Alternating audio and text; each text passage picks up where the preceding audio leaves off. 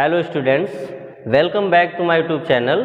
आज हम लोग पढ़ेंगे त्रिकोणमिति के अनुप्रयोग ऊंचाई और दूरी का क्वेश्चन नंबर 18, जो आप लोगों के सामने डिस्प्ले पर लिखा है, देख सकते हैं। बाकी इससे पहले के जितने भी क्वेश्चन हैं और इससे पहले की जितनी भी प्रश्नावलियाँ हैं वो आप लोग चैनल पे जाएंगे और इसको ओपन करेंगे तो आप लेसन वाइज प्लेलिस्ट बनी है, आप उसको देख सकते हैं। हर एक क्वेश्चन आपको डिटेल में पढ़ने को मिल जाएगा। तो देखो भाई, क्वेश्चन नंबर 18 क्या है, मैं पढ़ दे रहा हूँ। देखो लिखा है, एक पेडेस्टल के शिखर पर 1.6 मीटर ऊंची मूर्ति लगी है। भूमि के एक बिंदु से मूर्ति के शिखर का उन्नयन कोण 60 अंश है। उसी बिंदु से पेडेस्टल के शिखर का उन्नयन कोण 45 अंश है। पेडेस्टल की ऊंचाई ज्ञात कीजिए। यानी कोई एक पेडेस्टल है, तो देखो भाई हम लोग चित्र बनाते हैं। कैसा बनाएंगे, मान लेते ये हमारा पेडेस्टल बना है, ये हमारा कहाँ पे है, भूमि पर है। तो ये मान लेते हैं हमारी क्या है, भूमि है। भूमि को हम लोग पेडेस्टल को मान लें PQ है, मान लें ये PQ है। अब इसके ऊपर कह रहे हैं एक मूर्ति लगी है जो कितनी है, 1.6 मीटर ऊंचाई की। तो इसके ऊपर हम लोग एक मूर्ति बना लेते हैं। यहाँ पर मान लेते हैं एक मूर्ति लगी है जिसकी ऊंचाई कितनी है, 1.6 मीटर। ये ऊंचाई की पेडेस्टल की मूर्ति बना लिए। अब देखो कह रहे हैं कि भूमि पर हमारा एक बिंदु ऐसा है, तो भूमि पर हम लोग मान लें ये बिंदु है हमारा। देखो यहाँ पर P माने, यहाँ Q माने, तो इसको हम लोग भूमि पर बिंदु R मान लें। अब यहाँ से कह रहे हैं, देखो फिर पढ़ दे रहे हैं, एक बार लिखे हैं कि 1.6 मीटर ऊंची मूर्ति लगी है। अब लिखिए, भूमि के बिंदु से पेडेस्टल के शिखर का उन्नयन कोण 45 अंश है। पेडेस्टल के शिखर का उन्नयन कोण, तो पेडेस्टल बेटा हमारा ये था, अब इसका शिखर ये है, तो यहाँ से देखने पर इसका उन्नयन कोण कितने अंश का बन रहा है, 60 अंश का। ये हमारा बना 60 अंश का। फिर देखो एक चीज़ और दिए हैं, क्या दिए हैं, इसमें लिखे हैं उसी बिंदु से पेडेस्टल के मूर्ति के शिखर का उन्नयन कोण 60 अंश है। बेटा सॉरी, ये था हमारा 45 और ये दिए हैं 60 अंश का। यानी इसके मूर्ति के शिखर का उन्नयन कोण जो हमारा है वो कितना बन रहा है, 60 अंश का। ये बड़ा वाला कोण है 60 अंश का। अब हमारा पूछ रहे हैं कि पेडेस्टल की ऊंचाई ज्ञात कीजिए। तो पेडेस्टल हमारा PQ था, ये ऊंचाई निकालनी है, तो इसको हम लोग मान लें क्या है, स्मॉल h। ये हम लोग मान लिए पेडेस्टल की ऊंचाई। देख लें भाई, पेडेस्टल की ऊंचाई हमें निकालनी थी। देखो कैसे सॉल्व करते हैं। तो चित्र तो हमारा कंप्लीट हो गया। अब इस चित्र में एक पॉइंट अभी अधूरा है, इसको हम लोग माने PQR, ये पॉइंट बचा, तो इसको मान ले क्या, S। देखो कैसे सॉल्व करते हैं। तो देखो सबसे पहले ये त्रिभुज जो हमारा बना है PQR, ये कैसा त्रिभुज है, समकोण त्रिभुज है। क्योंकि अगर कोई पेडेस्टल है तो भूमि के साथ एकदम वर्टिकल खड़ा होगा, जो 90 अंश के कोण पर होगा। यानी ये कोण जो हमारा बनेगा वो कैसा होगा, 90 अंश का। तो जो त्रिभुज हमारा PQR है, ये कैसा त्रिभुज है, समकोण त्रिभुज है। और समकोण त्रिभुज में आप त्रिकोणमितीय अनुपात पढ़ चुके हैं, वो भी मैं पीछे पढ़ा चुका हूँ। देखिए भाई क्या लिखेंगे, त्रिभुज कौन सा, PQR में देखो बेटा, ये हमारा क्या है, लंब है, और ये क्या है, आधार। तो लंब और आधार में संबंध निकालना है। ये लाल बटे कक्का से किस में आता है, लंब बटे आधार, tan थीटा में। यानी tan थीटा लगाएंगे इसमें, tan थीटा बराबर लंब बटे आधार, यानी tan थीटा बराबर लंब बटे आधार, यानी tan। अब बेटा देखो इसमें थीटा का मान, ये वाला कोण हमारा कितना है, 45 अंश। तो इसकी जगह हम लोग क्या लिखेंगे, 45 बराबर लंब। लंब कितना है इसका, ये PQ, और PQ को हम लोग माने क्या है, स्मॉल h। यानी यहाँ पे क्या लिखेंगे, स्मॉल h अपॉन आधार। आधार कितना है बेटा, RQ, तो इसकी a की जगह हम लोग लिखेंगे RQ। और बेटा देखो tan 45 का मान होता है 1 बराबर h अपॉन RQ। अब इसके बटे भी कुछ नहीं, एक तो क्रॉस मल्टीप्लिकेशन कर लें तो कितना हो जाएगा, RQ का गुणा 1 के साथ, तो हो जाएगा RQ बराबर 1 का गुणा h के साथ, तो h। इसे मान लें समीकरण नंबर फर्स्ट। फिर देखो आगे क्या करेंगे, ये तो हमारा हो गया छोटा वाला त्रिभुज। फिर इसके बाद हमें निकालना था इसकी h की वैल्यू।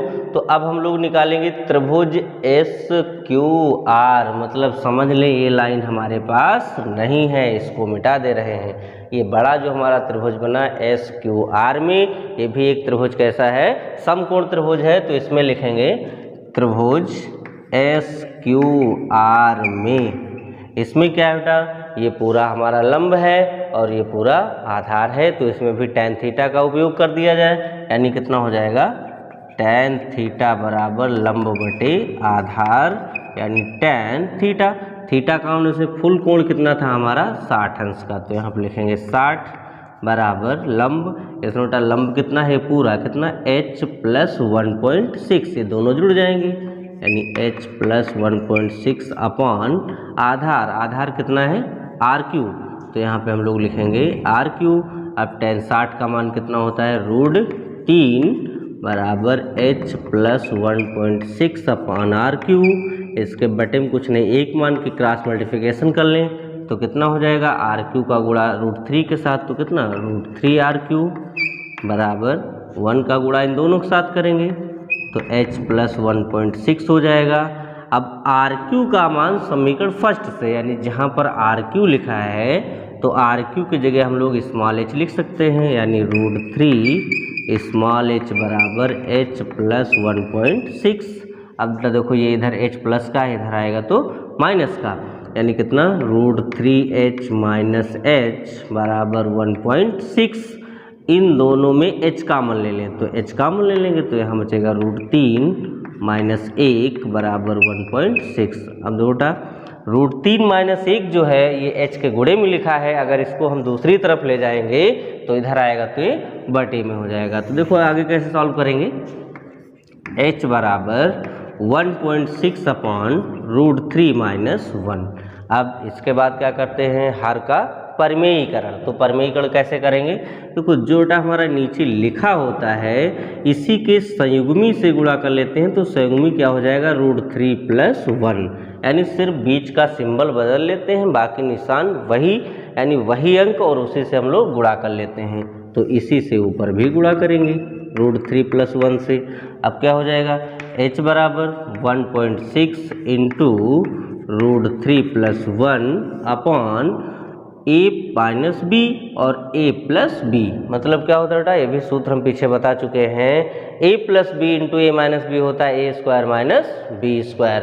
तो a की जगह बेटा क्या लिखा √3, यानी कितना √3 का स्क्वायर, और माइनस बी स्क्वायर, बी की जगह 1 लिखा है तो 1 का स्क्वायर हो जाएगा, यानी h बराबर 1.6 इंटू √3 प्लस 1 अपॉन √3 की पावर 2, यानी कितना रूट हमारा हट जाएगा तो कितना 3 माइनस 1 की घात 2 का मान 1 ही रहेगा, यानी h बराबर कितना हो जाएगा 1.6 इंटू √3 प्लस 1 अपॉन 3 माइनस 1, यानी कितना 2। अब देखो बेटा 2 से इसको डिवाइड कर दो तो h बराबर कितना हो जाएगा, 2 से इसको काटेंगे तो 0.8 और √3 प्लस 1 इतना मीटर। अगर ना इसको आंसर लिखना चाहो तो h बराबर 0.8 इंटू √3 का मान 1.732 प्लस 1। अब इसको थोड़ा सॉल्व कर लेते हैं, आगे क्या आएगा देखिए भाई, h बराबर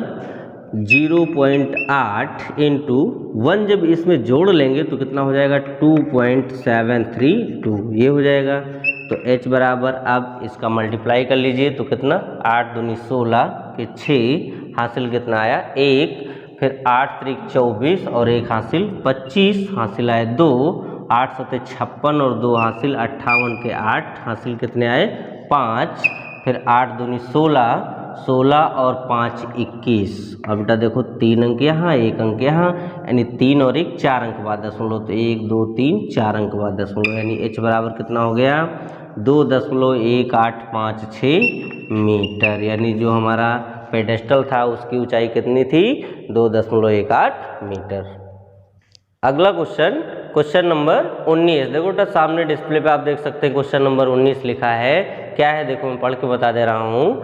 क्वेश्चन नंबर 19 है, एक हवाई जहाज जो कि 1000 मीटर की ऊंचाई पर उड़ रहा है पर स्थित उत्तर की ओर एक शत्रु की पनडुब्बी को 30 अंश के अवनमन कोण पर तथा दक्षिण की ओर एक युद्धपोत को 45 अंश के अवनमन कोण पर देखता है, पनडुब्बी और युद्धपोत के बीच की दूरी ज्ञात कीजिए। तो देखो भाई कैसे सॉल्व करेंगे, एक कोई जहाज है जो पृथ्वी से कितनी ऊंचाई पर उड़ रहा है 1000 मीटर की ऊंचाई पर, तो हम लोग मान लें यहाँ पर एक जहाज है जो पृथ्वी से कितनी ऊंचाई पर उड़ रहा है 1000 मीटर की ऊंचाई पर, 1000 मीटर। ये हम मान लेते हैं पृथ्वी है।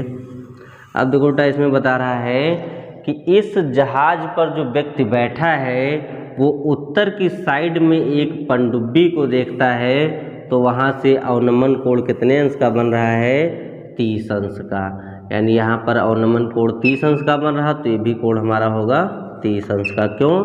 क्योंकि ये दो रेखाएं समांतर है और एक तिर्यक रेखा काट रही है, तो एकांतर कोण हमारे क्या होते हैं? बराबर होते हैं। फिर देखो दूसरे साइड में ये भी बता रहा है कि एक तरफ हमारा पनडुब्बी है, एक तरफ युद्धपोत है, तो इधर हम बना लेते हैं, मान लेते हैं दूसरी साइड में बता रहा, दक्षिण साइड में युद्धपोत है, तो यहाँ पर जब इसको ये देख रहा है तो ये अवनमन कोण कितने अंश का बन रहा है? 45 अंश का कोण बन रहा है। तो ये 45 अंश का हो गया। जब ये अवनमन कोण 45 अंश है तो ये भी कोण हमारा कितने अंश का होगा? 45 अंश का। अब कह रहा है इन दोनों के बीच की जो है वो दूरी ज्ञात कीजिए। तो यहाँ पर हम क्या मान लेते हैं? इसको मान ले A और इसको मान ले B और इसको मान ले C और इसको मान ले D। अब देखो बेटा कैसे सॉल्व करेंगे। इन दोनों के बीच की दूरी हमें निकालनी है, यानी AB अगर हम लोग निकाल लें और BC निकाल लें और दोनों को जोड़ लें तो हमारी AC पता हो जाएगी, और AC है दोनों पनडुब्बी और जहाज़ों के बीच की, यानी युद्धपोत के बीच की दूरी। तो देखो भाई क्या करेंगे, सबसे पहले हम लोग लिखेंगे त्रिभुज DBA में, क्या लिखेंगे? त्रिभुज DBA में tan थीटा बराबर लंब बटे आधार। क्यों बेटा? ये हमारा लंब है, ये आधार है, लंब मालूम, आधार निकालना तो tan थीटा का ही यूज करेंगे, यानी tan थीटा बराबर लंब बटे आधार। तो tan थीटा, थीटा का मान कितना हमारा है? 30, यानी 30 लिख लें, बराबर लंब कितना है? 1000, तो यहाँ पे 1000 लिख लें, और बटे आधार, आधार कितना है? AB, तो यहाँ पे लिख दें AB। अब बेटा देखिए tan 30 का मान 1/√3 होता है, बराबर कितना? 1000 था, ये 1000 बटे AB। अब तक क्रॉस मल्टीप्लिकेशन कर लें तो कितना हो जाएगा? AB का गुणा 1 के साथ तो AB हो जाएगा, बराबर √3 का गुणा 1000 के साथ तो हो जाएगा 1000√3, ये मीटर। AB हम लोग निकाल लिए, AB मालूम। उसके बाद अब हम लोग क्या निकालेंगे? BC। तो बिल्कुल वैसा इसमें भी, यानी त्रिभुज DBC में, तो क्या करेंगे? त्रिभुज DBC में tan थीटा बराबर लंब बटे आधार, यानी tan, इसमें बेटा थीटा का मान कितना? 45, यानी यहाँ क्या लिखेंगे? 45 बराबर लंब कितना है? 1000, तो यहाँ पे लिखेंगे 1000, और बटे आधार हमारा कितना है इसमें? BC, तो यहाँ पे लिखेंगे BC।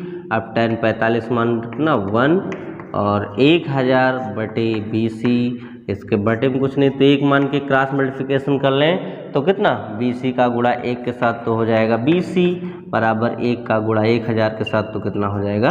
1000 मीटर। अब बेटा AB और BC, AB भी निकाल लिए और BC भी निकाल लिए। अब हमें निकालना था AC, यानी दोनों के बीच की दूरी। तो हम यहाँ पे लिखेंगे दोनों के बीच की दूरी, दोनों के बीच की दूरी, यानी AC बराबर AB प्लस BC।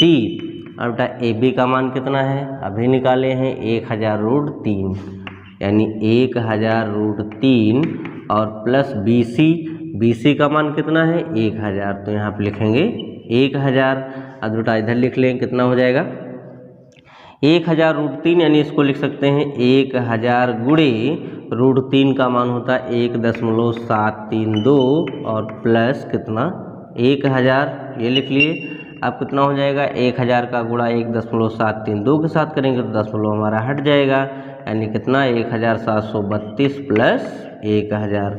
अब इसको जब इसमें जोड़ेंगे, यानी 1732 में 1000 जोड़ेंगे तो कितना हो जाएगा? 2732 मीटर। यानी दोनों जहाज़ों के बीच की दूरी हमारी कितनी? एक युद्धपोत और जहाज़, दोनों के जहाज़ों के बीच की दूरी है 2732 मीटर। तो आशा करते बेटा दोनों क्वेश्चन आपके समझ में आए होंगे। अगर ये दोनों क्वेश्चन आपके समझ में आए हैं तो वीडियो को लाइक करें, शेयर करें, और अगर चैनल पर पहली बार हैं तो सब्सक्राइब करके बेल आइकन दबाना ना भूलें, ताकि अगला वीडियो जो है आप तक पहुंच सके, और इससे आगे के जितने भी क्वेश्चन हैं वो सब आप लोग अगली वीडियो में देख सकते हैं।